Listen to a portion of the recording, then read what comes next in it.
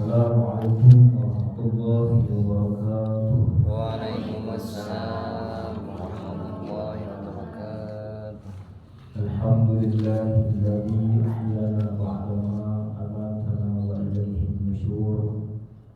Alhamdulillahilladzi anzala sakinata fi qulubil mu'minin liyazdadu imanan ma'a imanihim. Alhamdulillahilladzi ala kulli halin. Alhamdulillahi rabbil alamin. Nasta'inu ala umuri dunya wad din. Asyhadu an la ilaha illallah wa asyhadu anna Muhammadan abduhu wa rasuluh. Allahumma shalli ala sayyidina wa nabiyyina wa maulana Muhammadin sallallahu alaihi wasallam wa ala alihi wa sahbihi wa sallam tasliman katsiran. Rabbi ishrah li sadri wa yassir li amri wahlul 'uqdatam min lisani yafqahu qawli. Rabbana zidna ilma warzuqna rahmah. Allahumma a'inna 'ala dzikrika wa syukrika wa husni ibadatik. Hadirin hadirat rahimani rahimakumullah. Puji dan syukur kepada Allah Subhanahu wa taala. Alhamdulillah, di pagi ini Allah memberikan nikmat kepada kita, nikmat iman, nikmat Islam, yang menjadikan kita masih tergolong orang-orang yang bisa beribadah kepada Allah, untuk bersujud, menikmati hidup di dunia ini dengan cara menjalankan perintah Allah dan menjauhi larangan Allah. Nah, petunjuk yang benar hanya dari Allah, yang kita seringkali tidak mengikutinya karena hawa nafsu kita. Nah, kita harus terus belajar sampai akhir hayat kita bagaimana mengendalikan hawa nafsu kita supaya menjadi hawa nafsu yang baik, ya.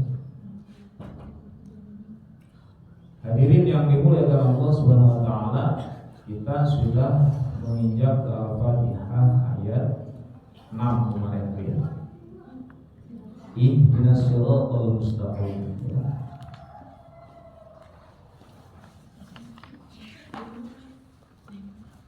Murajaah tentang ihdinas siratal mustaqim berarti sekali lagi kita harus terus meminta petunjuk kepada Allah agar mengetahui dan mengikuti jalan yang benar.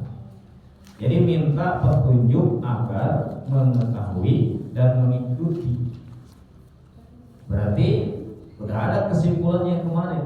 Kalau Allah itu memberi petunjuk, mengabulkan doa kita tentang ihdinas siratal mustaqim, maka Allah akan tunjukkan kepada pengetahuannya. Jadi ke ilmu gitu.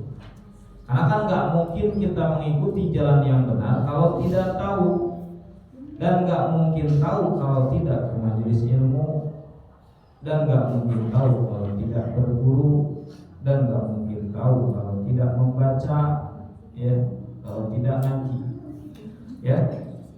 Berarti ihdina itu adalah mengetahui dan mengikuti jalan yang benar. Maka bukti Allah menunjukkan jalan yang benar itu adalah kita, salah satunya nih bentuk konkretnya dalam hidup kita adalah dipertemukan dengan majelis, dipertemukan dengan guru, dipertemukan dengan ilmu. Nah, maka ini salah satu jalan. Karena dengan adanya majelis ilmu, maka kita akan tahu mana jalan yang benar, ya. Maka akan meningkat juga ibadah, ya. Karena kalau tanpa ilmu kita nggak tahu jalan yang lurus itu mana, siratal mustaqim itu mana. Nah, ya. Maka ini ihdinas siratal mustaqim harus selalu dihayati oleh kita, karena kesimpulan juga kemarin salah satunya adalah Allah tidak serta-merta menetapkan kita ini sebagai orang-orang yang lurus. Jadi hidayah, iman itu bisa saja berubah setiap saat. Maka doa juga yang harus diamalkan, Rabbana la tuzigh qulubana ba'da idh hadaitana wa hab lana min ladunka rahmah innaka antal wahhab. yang Allah tetapkan diri kita dalam keadaan muslim, dalam keadaan iman, dalam keadaan di jalan yang lurus sampai meninggal nanti, gitu ya. Nah, ada persoalan di dalam hidup kita. Ketika ihdinas siratal mustaqim ini menjadi tolok ukur orang benar, nah kita sebagai manusia itu kan perlu contoh, ya. Makanya Allah mengutus dan menunjuk orang-orang yang sama dengan kita untuk jadi contoh. Maka nggak mungkin contoh Allah. Jadi salah satunya itu ayat 7 itu siratal ladzina an'amta 'alaihim. Allah tuh menunjukin jalan yang lurus itu nih orang-orangnya. Karena kan nggak mungkin ngikutin Allah maksudnya gitu, ya. Nggak mungkin, karena kita beda, ya. Maka kita dikasih oleh Allah petunjuk orang-orang yang ikuti as-siratal mustaqim itu ya orang, gitu ya. Supaya apa? Kita bisa mengikuti mereka. Nah makanya ini nyambung ya, ayat 7 itu dengan ayat 6 itu nyambung. Jadi menerangkan ketika kita minta ihdinas siratal mustaqim, isinya udah kita tahu bahwa tentang agama, tentang jalur semua yang mendekatkan diri kepada Allah itu adalah al-mustaqim itu. Nah sekarang orang-orangnya siapa? Siratal, ya, yaitu jalan, ya. Kalau dipanjangin siratal itu ya siratal mustaqim itu yang mana? As-sirat, ya, siratal yaitu jalan, alladzina orang-orang yang, kalau diartikan intinya kayak gitu ya. Siratal yaitu jalan, alladzina orang-orang yang apa? An'amta, engkau beri nikmat kepada Allah. Jadi an'amta itu yang engkau sudah beri nikmat, gitu ya. Jadi alladzina orang-orang yang an'amta engkau telah beri nikmat alaihim atas mereka. Alaihim itu dari ala sama him. Ala itu atas, him itu mereka, kata ganti mereka, ya. Jadi atas mereka alaihim. An'amta itu yang nikmat dari in'am, ya, in'am. Nah itu kan nikmat artinya. Tak itu kan engkau. Jadi yang telah engkau beri nikmat atas mereka. Jadi siratal ladzina an'amta 'alaihim, yaitu jalan orang-orang yang telah engkau beri nikmat atas mereka, ya, kayak gitu. Nah, kita bahas di sini. Ini perlu penjelasan bagaimana dan siapa orang-orang yang an'am itu, yang telah diberi nikmat itu siapa, kan gitu. Jadi kita ditunjukin nih. Nah, hari ini kita ini dihadapkan kepada contoh-contoh yang membingungkan dalam dunia ini, ya, gitu. Nah, supaya jelas maka ada petunjuk di siratal ladzina an'amta 'alaihim. Nah, kita ini kan dulu ininya ya, apa namanya? Kalimatnya ya, dari huruf per hurufnya dulu kita kaji supaya jelas ya. Siratal sama kayak kemarin, ada shad, ada ra, panjang dua harakat, ada o. Siratal ya, o. Kemudian siratal masuk ke alladzina, tasdid siratal ladzina. Dzalnya adalah dzal yang ada titiknya itu, alladzina yang ujung lidah, ujung gigi seri atas. Siratal ladzina, kayak gitu ya. Coba. Siratal ladzina, diulang, ditasdid, tahan dulu. Tahan bainiyah sedikit ya. Siratal, jangan terlalu cepat. Siratal ladzina, siratal ladzina. Coba. Kemudian an, hamzah, nun, an, itu hamzah, nun. Kemudian yang selanjutnya adalah an, ain, mim. Jadi an'am, an'am, an'am. Nah itu makanya harus hati-hati di situ ya. An'am, an'amta, an'amta. Coba per ininya kita latih. Yang pertama hamzah dengan nun ya. An, coba. An. Yang keduanya ain sama mim. Am. An'am.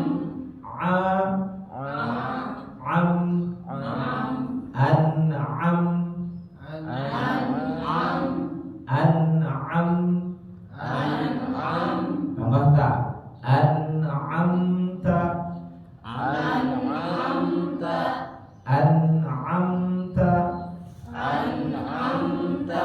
Nah gitu ya. Jadi harus dibedakan. Yang pertama itu hamzah nun, yang kedua ain mim, kemudian ta. An'amta ya. Terus diperhatikan.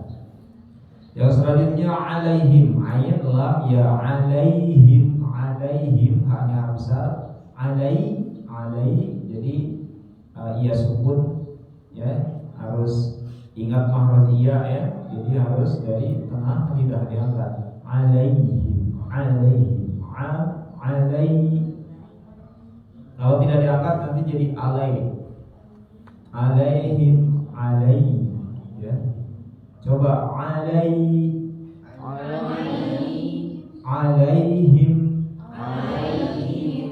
siratal ladzina an'amta alaihim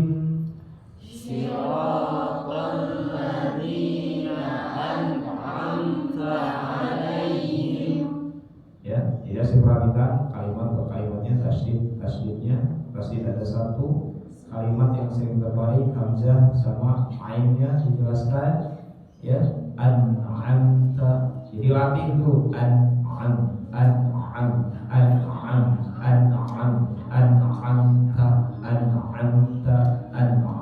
latih ya.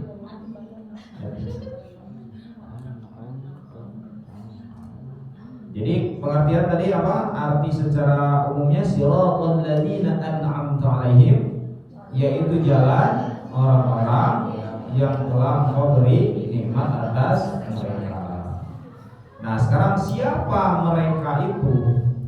Nah, di sini kan petunjuk. Kalau ingin doa ihdinas shiratal mustaqim itu dikabulkan, yang tadi harus nyari ilmunya supaya mengetahui dan mengerti yang benar. Sekarang kita diberikan contoh oleh Allah nih, ikutin siratal ladzina an'amta alaihim. Siapa yang telah Allah beri nikmat itu? Pertama adalah para nabi. Yang kedua adalah siddiqin, orang-orang jujur. Yang ketiga adalah para syuhada. Ya. Yang keempat adalah orang-orang yang sholih. Ya. Jadi itu 4 yang telah diberi nikmat itu. Para nabi, orang-orang yang jujur, orang-orang syuhada, para syuhada syahid, orang-orang yang sholih. Nah, berarti tugas kita kalau ingin mengikuti siratal ladzina an'amta alaihim, pelajarilah mereka, ikutilah mereka. Kita sekarang pertama mengikuti para nabi. Ya. Para nabi, ya. Udah ya, tadi para nabi, orang jujur, ya. Siddiqin namanya. Siddiq itu kan benar, jujur. Terus syuhada dan orang-orang yang sholih, para sholih. Nah, sekarang kita bahas para nabi. Nabi ini kan banyak, ya. Nabi itu kalau dijumlahkan, ya, itu ada seperti jumlah sahabat, ya, 123.000 atau 132. Pokoknya 100 ribuan lebih para nabi. Berarti banyak. Tapi yang disampaikan kepada kita di dalam Quran maupun di dalam hadis, ya, para nabi itu adalah tidak terlalu banyak yang bisa dicontoh aja oleh kita, ya kan? Ya, dalam Quran banyak, ya. Makanya ada yang wajib diketahui di dalam rukun iman kita. Di iman kita misalnya 25, ya, karena 25 nabi itu adalah menjadi teladan kita. Menjadi teladan kita itu yang 25 nabi. Jadi bukan hanya nabi kita, ya. Jadi yang harus jadikan teladan itu bukan hanya nabi kita, tapi ini para nabi, ya. Makanya dari Nabi Adam alaihissalam itu harus jadi ikutan kita. Kemudian Nabi Nuh alaihissalam, ya, yang disebutkan itu kan di setiap pelajaran nabi itu beda-beda tuh level-levelnya, beda-beda masalahnya, beda-beda penanganannya, beda-beda ujiannya. Karena bisa jadi di setiap kita itu juga beda-beda ujian hidupnya, gimana caranya menghadapi masalah itu dari para nabi, ya. Jadi ada yang diuji seperti Nabi Adam, ada yang diuji seperti Nabi Nuh, ya. Jadi cerita-cerita nabi itu bukan hanya dongeng yang hari ini hanya pengantar tidur mungkin, tapi untuk menjadi apa? Menjadi petunjuk, ya. Bagaimana kisah Nabi Adam alaihissalam itu digambarkan dengan jelas oleh Allah sampai ke pertentangannya dengan iblis, itu adalah untuk jadi pelajaran hari ini. Itu bahkan begitu juga, bahwa tantangan kita adalah iblis, setan, ya. Jadi setan itu makanya dari awal kita terus menerus berdoa kepada Allah, a'udzubillahi minasyaitonir rajim. Kita berlindung kepada Allah dari godaan setan ini, karena ini menunjukkan pada kita Nabi Adam saja yang sholih itu bisa tergoda oleh setan, oleh iblis dengan rayuannya yang sangat halus, ya. Apalagi kita yang lebih suka kepada mengikuti hawa nafsu. Nabi Adam itu sholihnya luar biasa, tapi digoda sampai jebol juga, ya.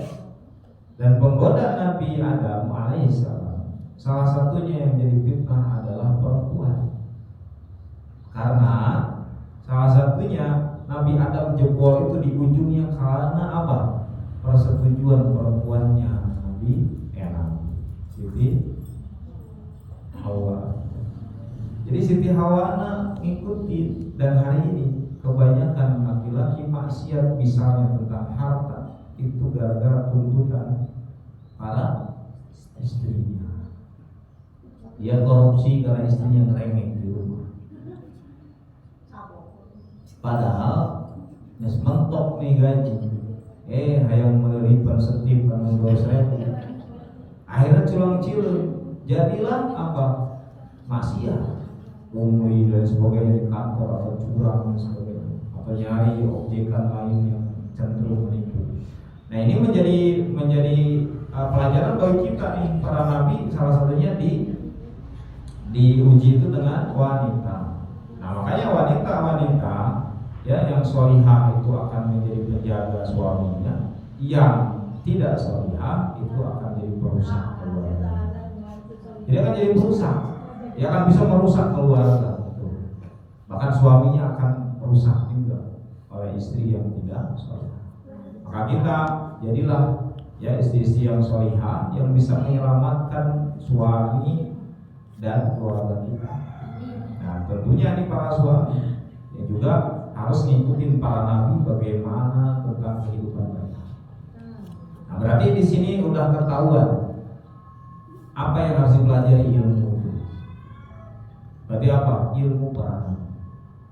Karena hari ini kan kita jarang secara detail para nabi itu dibahas, ya kan? Jadi PR kita adalah belajar para nabi sampai kepada nabi kita luar biasa, ya, gitu. Dari mulai Nabi Adam sampai Nabi Muhammad SAW. Nah, PR kita adalah apa? Kaji. Supaya apa? Ya kita menjadi orang yang dapat siratal mustaqim, ya, Ini diterangkan seperti ini supaya kita ngikutin, bukan hanya cuma ngasih kabar. Ini hanya ini petunjuk teknis dari Allah. Kalau ingin dapat Shiratal mustaqim, maka pelajarilah, ikutilah para nabi, ya. Kemudian orang-orang yang jujur, ya. Orang yang jujur. Siapa orang-orang yang jujur? Orang-orang yang berilmu, ya, para ulama, ya, gitu. Yang diikuti adalah para ulama, ya. Para ulama terdahulu yang nyampe ilmu-ilmunya sampai kita hari ini, itulah orang-orang yang jujur. Orang-orang yang menyampaikan kebenaran, ya. Orang yang jujur mereka sampai hari ini ajaran Nabi kita itu diteruskan sampai kita, ya. Kemudian para syuhada, ya, para syuhada itu termasuk kepada para sahabat-sahabat yang mulia, ya. Jadi para sahabat itu salah satu julukan bagi mereka itu adalah para syuhada, syahid. Mereka itu para syahid, ya. Maka kita harus ngikutin para sahabat Nabi. Berarti harus dipelajari. Ada ratusan ribu, walaupun ya tidak harus semua. Bisa yang yang terkenalnya oleh kita, ya. Ada yang 10 dijamin masuk surga, ada khulafaur rasyidin, ada kisah-kisah sahabat-sahabat yang sederhana hidupnya, yang mewah hidupnya. Jadi sebenarnya di dalam kisah-kisah para syuhada, para sahabat, itu kita kalau mempelajari dengan lengkap gitu ya, kita itu akan enak tuh dalam bersikap hidup. Jadi tidak mesti misalnya begini, tidak mesti seperti Umar bin Khattab yang punya 2 baju. Boleh juga seperti Utsman bin Affan kalau mau. Boleh juga seperti Ali bin Abi Thalib dengan kefakirannya. Boleh juga dengan kekayaannya. Tapi semuanya itu diatur. Jadi gak ada istilahnya di dalam kehidupan sahabat itu yang membedakan tuh miskin kayanya, sederhana, mewahnya juga. Mereka itu semuanya lengkap. Ada contohnya. Yang tidak yang bisa menyatukan mereka itu adalah iman-iman mereka. Perang bareng-bareng tuh antara miskin dan kaya. Salat jamaah semuanya bareng tuh. Ya, Utsman bin Affan orang yang kaya, Abdurrahman bin Auf yang kaya, ya, Abu Dzar Al-Ghifari orang yang miskin, semuanya berjamaah. Gak ada bedanya. Yang membedakan adalah cuma jenis-jenis keadaannya aja. Tapi mereka sama-sama iman. Maka kita di kehidupan boleh memilih siapapun dari para sahabat tentunya, ya, gitu. Mau yang mana? Gitu. Mau kayak Sayyidina Ali dan Siti Fatimah, rasanya mau kuat tuh sama. Bayangin Sayyidina Ali itu saking qanaahnya, dan Siti Fatimah juga begitu. Itu makan tuh untuk sehari aja, besoknya nyari lagi. Kebayang kan kita mau untuk sabulan rata-rata sahur. Jadi seringkali kalau keluarga Sayyidina Ali begitu, hari ini belum ada makanan nih, nyari dulu. Kadang kenapa? Kadang mereka banyak kelaparannya. Itu pilihan hidupnya. Nah, kita mau buat nyatu seperti Utsman bin Affan, menjadi pengusaha yang kaya raya dan dijamin kehidupan di sekelilingnya untuk disedekahi, untuk kesejahteraan. Boleh. Seperti Abdurrahman bin Auf, silakan. Yang sederhana, nggak terlalu susah-susah amat, tapi sangat sederhana, misalnya seperti Umar bin Khattab, yang baju punya 2, ya, gitu. Atau nanti boleh seperti para ulama, ya, para ulama, orang-orang solih. Orang-orang solih ini orang-orang yang kayak para wali, itu orang-orang yang solih, ibadah, ya, orang-orang yang banyak beramal, ya.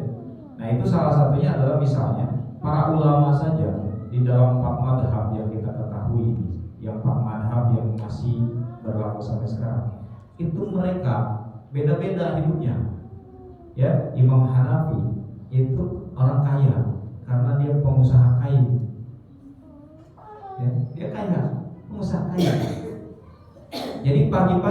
dia itu buka toko kain, tutup toko kainnya, dia ngajar. Habis ngajar bukakeun di toko kainnya sebelahan. Jika rokok menjawabnya mah, rokok hiji berarti ngaji, rokok hiji berarti dagang. Bolak-balik aja begitu hidupnya. Dan memang kaya. Ya, sampai kalau ada murid, pernah ada satu kisah yang muridnya itu suatu hari muridnya ngaji dan rajin sekali, suatu hari dia hilang padahal muridnya bagus, cerdas. Suatu hari ketemu, kenapa tidak ngaji lagi? Katanya, karena saya keluarga miskin, ibu saya suruh membantu begini untuk nyari uang. Akhirnya oleh Imam Hanafi dia berapa kebutuhan keluarga, dipenuhi kebutuhan keluarganya, kamu ngaji di sini. Itu luar biasanya. Nah, memang harus begitu. Ya. Jadi kalau sekarang kan fenomenanya ilmu itu ya kita yang bayar, karena mungkin wajar saja dan itu boleh, ya, karena ada operasional gitu. Nah kalau Imam Hanafi salah satunya dia membiayai murid, dia biayai muridnya. Keluarganya yang tadinya nyuruh untuk ini, ibunya nyuruh untuk nyari uang, dijamin berapa kebutuhannya, dikasih, dia ngaji di situ baru dibiayaan gitu, kasih makan dan sebagainya. Nah itu kekayaan. Imam Malik juga begitu, orang yang kaya, dan beliau adalah kalau bahasa sekarang mah orang yang sangat mewah. Tapi alasannya tetap sama, untuk apa? Jadi Imam Malik itu ketika ditanya kenapa seperti jadi beliau selalu dandan gaya, ya kalau mau ngaji paling mewah di situ. Ya, untuk apa? Saya untuk menunjukkan nikmat yang Allah berikan. Sama. Pertama untuk menghormati ilmu kata dia. Jadi menghormati ilmu itu gini, saya ini mau mengutarakan kalimat Allah, mau mengutarakan hadis Nabi. Masa pakaiannya tidak mewah? Nah itu. Jadi benar alasan Nabi, lain pamer. Makanya beliau pada suatu hari pernah diceritakan ada yang datang lagi pakai baju biasa, ada yang mau minta hadis, dia pergi dulu, wudu dulu, kemudian memakai pakaian terbaik baru diucapkan hadis. Itu salah satu alasan kemewahannya adalah untuk menghormati ilmu. Jadi orang-orang berilmu harus perlente gitu istilahnya. Nah itu pilihan Imam Malik. Kemudian yang ketiga Imam Syafi'i, itu orang yang sangat sederhana, bahkan beliau memiskinkan diri. Beliau pernah jadi hakim, dan hakim itu kaya, tapi beliau meninggalkannya karena nggak mau. Nah itu pilihan hidupnya nih. Jadi kalau secara kesimpulan Imam Syafi'i itu termasuk miskin sampai hidupnya, sampai akhir hidupnya, karena nggak mau kaya. Bahkan kan pernah bukan ngeritik, pernah ini ke Imam Malik, kan gurunya Imam Malik tuh, Imam Malik kaya banget. Beliau tidak suka dengan kekayaan Imam Syafi'i, ya sampai ngeritik, sampai ngomong lah istilahnya kepada Imam Malik. Kenapa kayak mewah-mewah? Kenapa mewah-mewah? Sederhana tuh jawabannya. Ya udah gini aja, coba bayangin kalau harta-harta yang ini ada di tangan orang fasik. Kan gitu. Jadi kalau harta-harta yang ini ada di apa sih? Kan jadi musibah.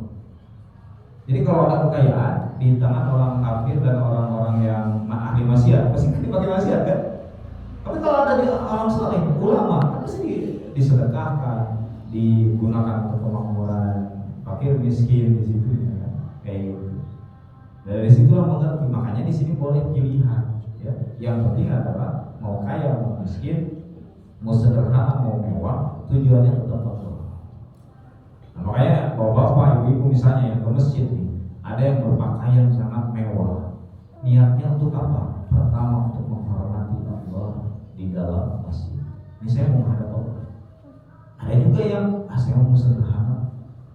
Boleh silakan. Ya.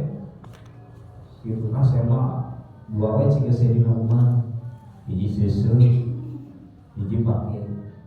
Pas nges make pokoknya dua-duanya disisir bubur baju.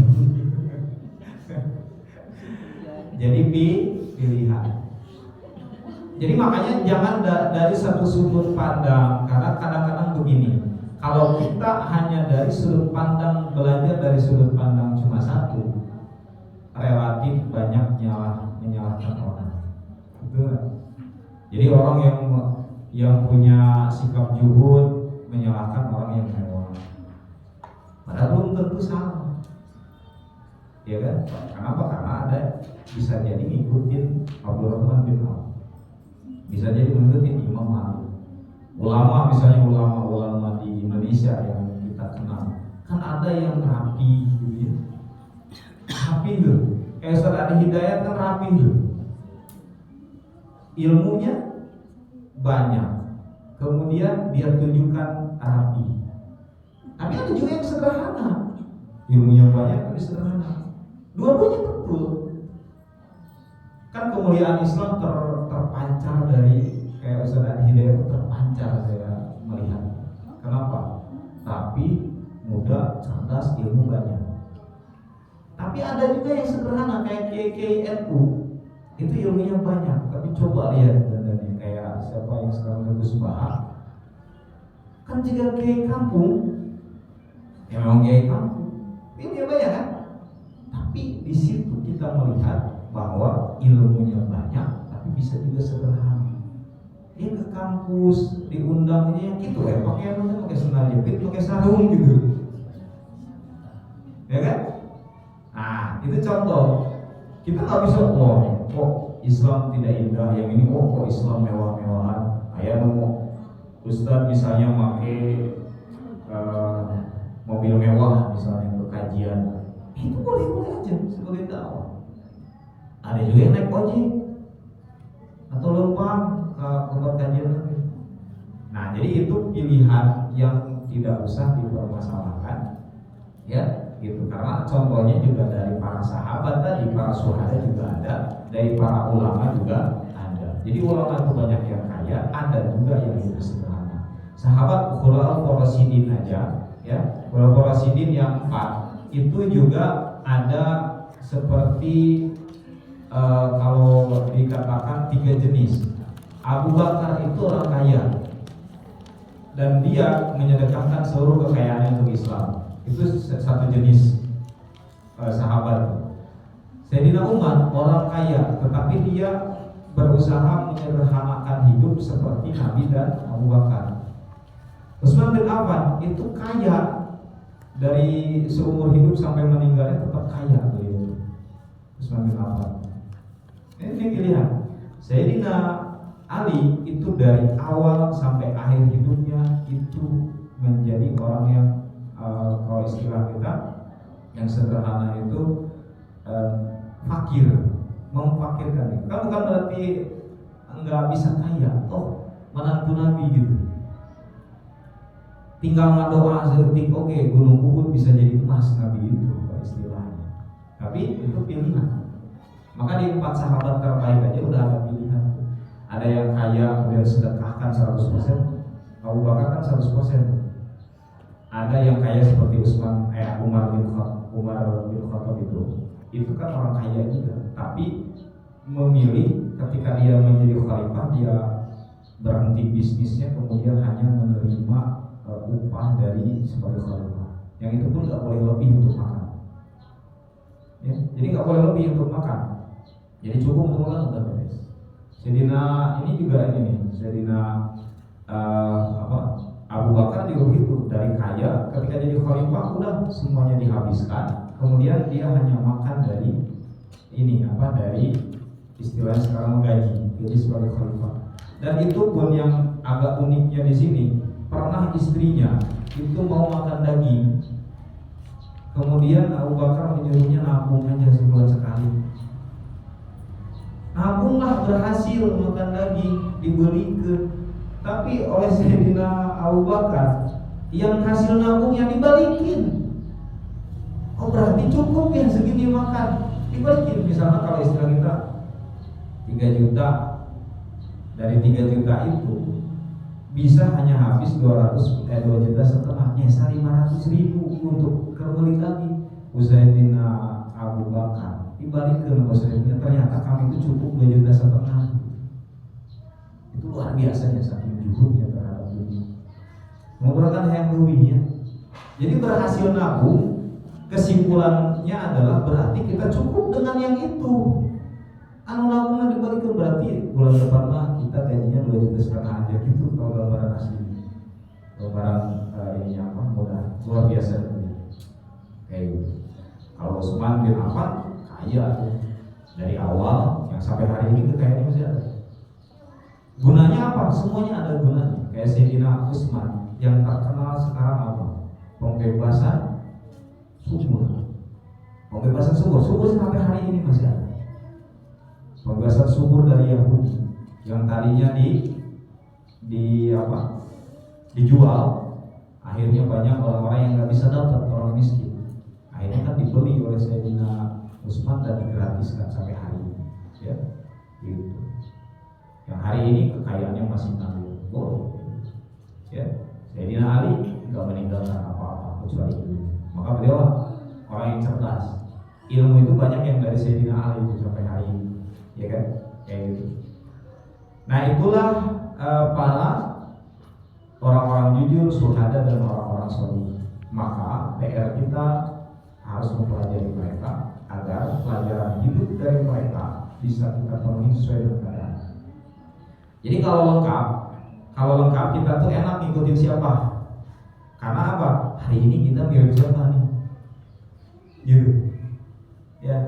Jadi ada semua contohnya. Kalau kita mirip Utsman bin Affan, nah kayak gini nih hidupnya. Dengan sumur. Dengan sumur, orang bebas-bebas bersumur, yang sumur ke masyarakat. Kalau kayak Utsman bin Affan, kalau seperti Ali bin Abi Thalib, ya, kali itu kan dia duit gitu. Nikmati aja seperti Ali bin Abi Thalib. Gak usah mengeluh, ya, kayak gitu. Nikmati, tetap nikmat mereka hidupnya. Ada yang kekayaannya banyak tapi ingin habis, ya seperti Abu Bakar, sedekahkan semua di jalan Allah. Nah gitu ya. Jadi pokoknya lengkaplah dalam mempelajari kisah para nabi, syuhada dan orang-orang yang soleh supaya kita bisa memilih dan tidak menyalahkan orang lain. Ya. Karena kalau cuma satu model begini ya, kita kan kebiasaan di Indonesia, para ulama, para ustadz aja banyak bertengkar itu gara-gara persepsi hidup. Contoh, cara berdakwah. Banyak yang nggak suka berdakwah keras seperti Habib Rizik, betul nggak? Padahal kalau ditelusuri para sahabat, ya itu banyak yang sikapnya seperti Habib Rizik hari ini. Cuma nggak dibaca, nggak diungkap. Banyak yang suka misalnya seperti Abu Bakar lembut. Abu Bakar itu lembut, saking lembutnya kerjaannya nangis. Jadi kepemimpinan Abu Bakar itu lembut banget. Kemudian bandingkan dengan Umar bin Khattab, kepemimpinannya. Makanya jadi ini sejarah. Ketika Nabi meninggal dipimpin 2 tahun oleh Abu Bakar, karena kan beliau karakternya lembut. Abu Bakar itu lembut. Apa yang terjadi ketika masa pemerintahan Abu Bakar? Banyak yang murtad. Banyak yang murtad, yang tadinya mau bayar zakat ketika itu jadi berhenti.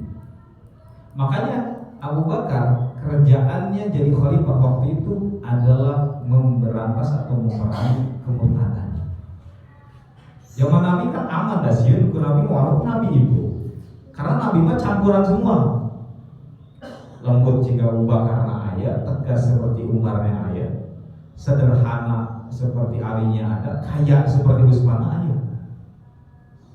Nabi udah lengkap. Maka ketika zaman Nabi, orang munafik diem, banyak yang pokoknya nggak berani apapun. Tapi ketika Abu Bakar jadi khalifah, itu semua yang orang munafik jadilah timbul kemunafikannya, tidak membayar zakat, kekafirannya timbul.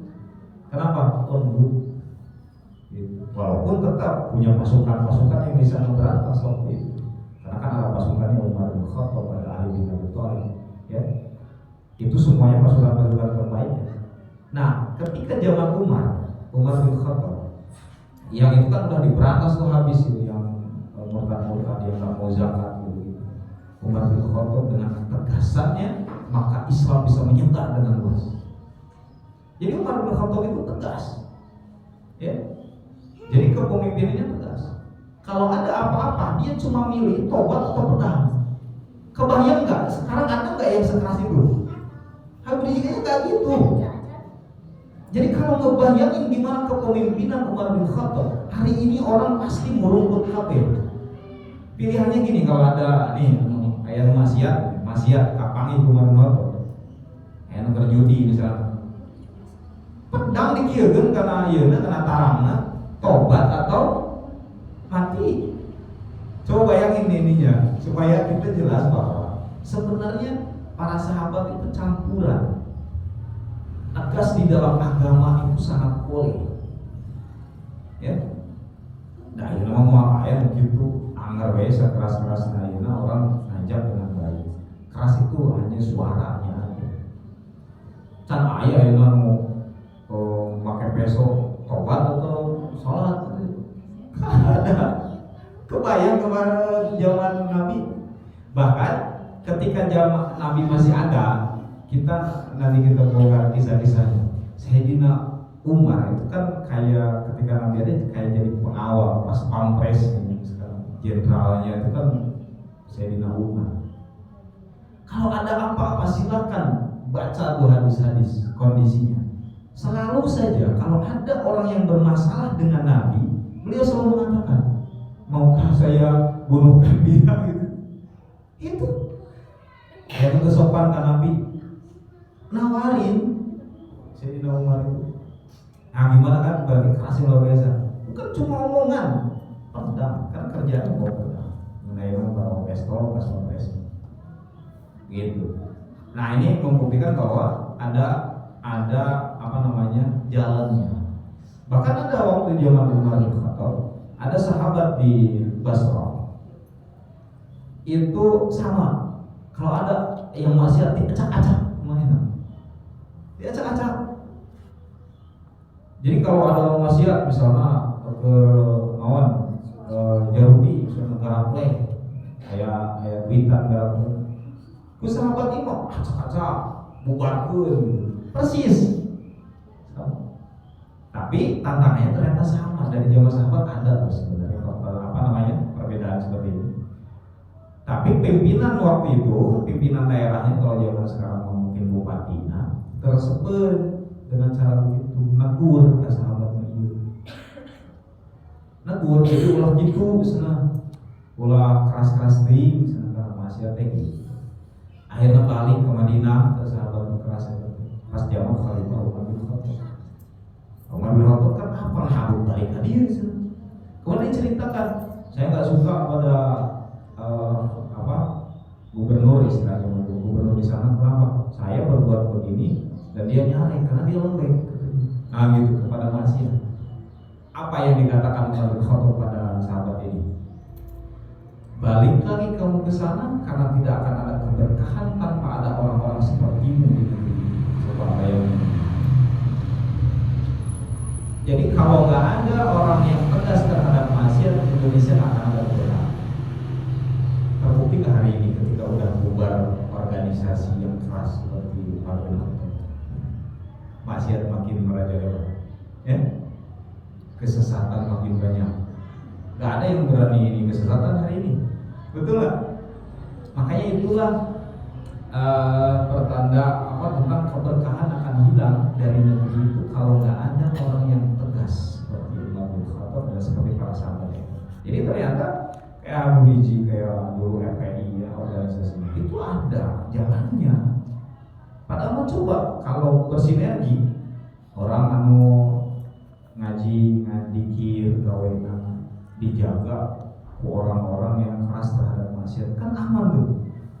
Ayam gawena dikir itu amar ma'ruf nahi mungkar karena ditinggalkan diwakilan untuk nahi mungkar sahabat-sahabat yang lain kan saling melengkapi harusnya.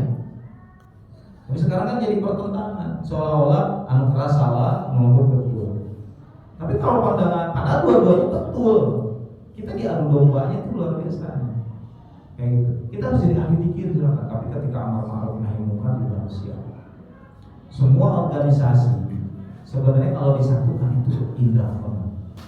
Ya, anu ngajak sholat jamaah atau jamaah tabligh, aing mah diketok-ketok di galusuran itu. Anu dakwahna eta orang NU gawena ngaji aja pikir. Hama-hama di luar ke orang FPI. Ya ngambu hayang bubar ke mulai kan enak tuh. Dan para sahabat dari dulu juga begitu. Apa begitu guys? Ya, gitu. Nah, makanya kita jangan terjebak ke situ. Jadi orang-orang ya yang disuguhkan oleh Allah hari ini kepada kita itu lengkap dan kita silakan ikutin yang mana, ya tanpa menyalahkan yang lain. Jadi nanti kita bisa cocokkan nih, ibu-ibu cocokkan aja dengan para orang-orang solihah di zaman dulu, yang seperti Siti Aisyah, Siti Fatimah. Cek diri kita mirip saha nih kondisinya. Apakah mirip dengan Fir'aun, Siti Asia? Suami kita Ciga Fir'aun misalnya, kan ini Ciga Siti Asia nih. Berarti harus sabar, harus giu. Pelajari lah beliau. Oh ternyata saya kayak Siti Fatimah nih. Kenapa? Suami saya terlalu duit. Misalnya harus pelajari Siti Fatimah. Hah? Gitu. Saya punten di sana. Oh saya tidak punya suami, puntennya. Siti Maryam, kok punya suami? Ikutlah Siti Maryam. Kok punya suami? Siapa lagi bisa diceritakan? Jadi wanita-wanita ikutin, laki-laki ikutin. Saya seperti siapa hari ini? Makanya dengan mempelajari lengkap kan enak.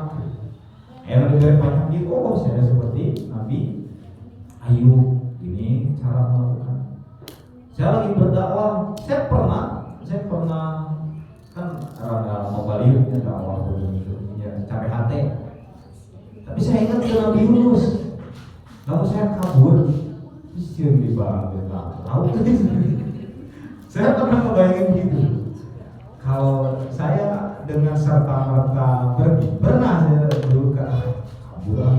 Gak maksudnya saya tahu punya beban sih.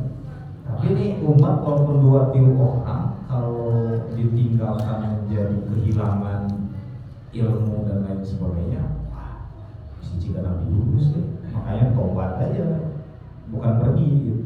Ya, tobat aja banyak istighfarnya Nabi Yunus gitu. Nah itu ya, jadi lengkap ya.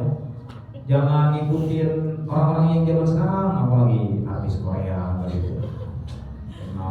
Teladana, paling apa bisa diteladani tadaharuna, kan lo gak ngikutin daharun. Sampai ayeuna obat daharun Korea.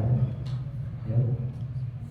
Gitu ya. Jadi itu PR kita insyaallah untuk nanti mengungkap siratal ladzina an'amta 'alaihim.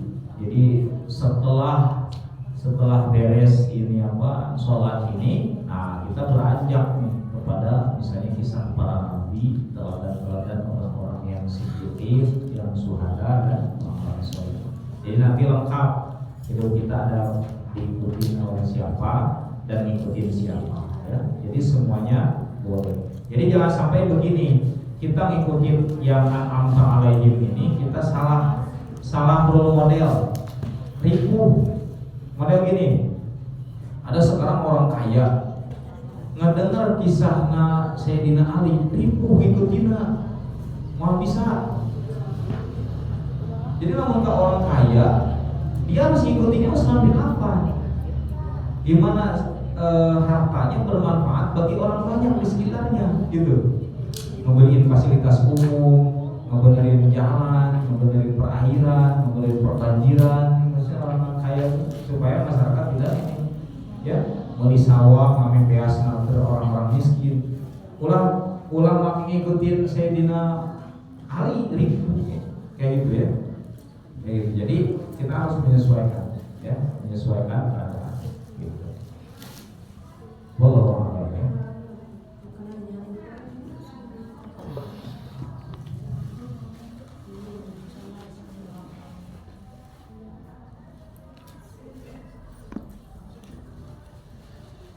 Lanjutkan hari apa sekarang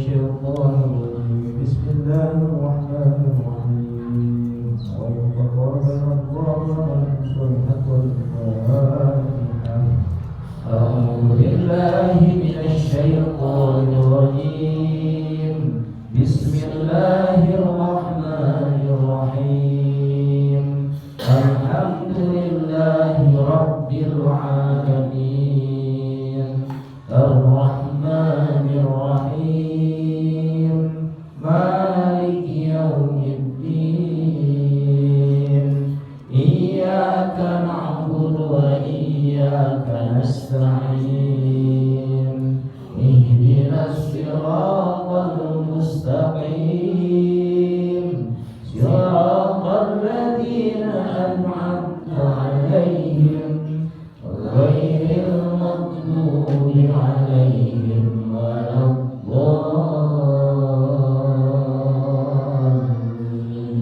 الضالين آمين بسم الله الرحمن الرحيم تبارك الذي بيده الملك وهو على كل شيء قدير الذي خلق الموت والحياة ليبلوكم أيكم أحسن عملا وهو العزيز الغفور الذي خلق سبع سماوات طباقا ما ترى في خلق الرحمن من تفاوت فارجع البصر هل ترى من فطور ثم ارجع البصر كرتين ينقلب إليك البصر خاسئا وهو حسير ولقد زينا السماء الدنيا بمصابيح وجعلناها رجوما للشياطين وأعتدنا لهم عذاب السعير وللذين كفروا بربهم عذاب جهنم وبئس المصير إذا ألقوا فيها سمعوا لها شهيقا وهي تفور تكاد تميز من الغيظ كلما ألقي فيها فوج سألهم خزنتها ألم يأتكم نذير قالوا بلى قد جاءنا نذير فكذبنا وقلنا ما نزل الله من شيء إن أنتم إلا في ضلال